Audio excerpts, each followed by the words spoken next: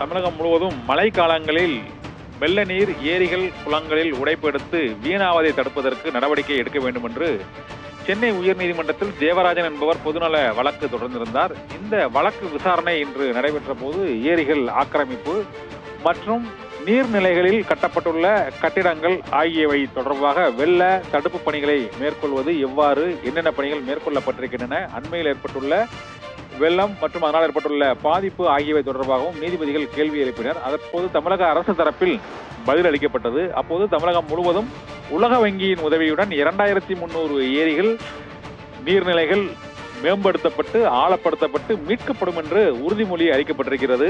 தமிழகம் முழுவதும் மழை வெள்ள காலங்களில் ஏராளமான மழை வெள்ள நீர் கடலில் கலப்பதற்கும் வீணாவதற்கும் காரணம் நீர்நிலை ஆக்கிரமிப்புகள் மற்றும் பல்வேறு மாவட்டங்களிலும் அந்த நீர்நிலைகளை முறையாக பராமரிக்காமல் அவை அழிந்து வரக்கூடிய சூழ்நிலை இருக்கிறது என்றும் அவற்றை ஒட்டுமொத்தமாக 234 தொகுதிகளிலும் உள்ள நீர்நிலைகளை சீரமைப்பதற்கான நடவடிக்கை மேற்கொள்ளப்படும் என்று தமிழக அரசு தரப்பில் உறுதியளிக்கப்பட்டிருக்கிறது. தமிழகத்தில் 7539 ஏரிகள் ஆக்கிரமிப்பால் பாதிக்கப்பட்டிருக்கின்றன என்ற தகவலும் வெளிவந்திருப்பதாக தமிழக அரசு தரப்பில் தெரிவிக்கப்பட்டது.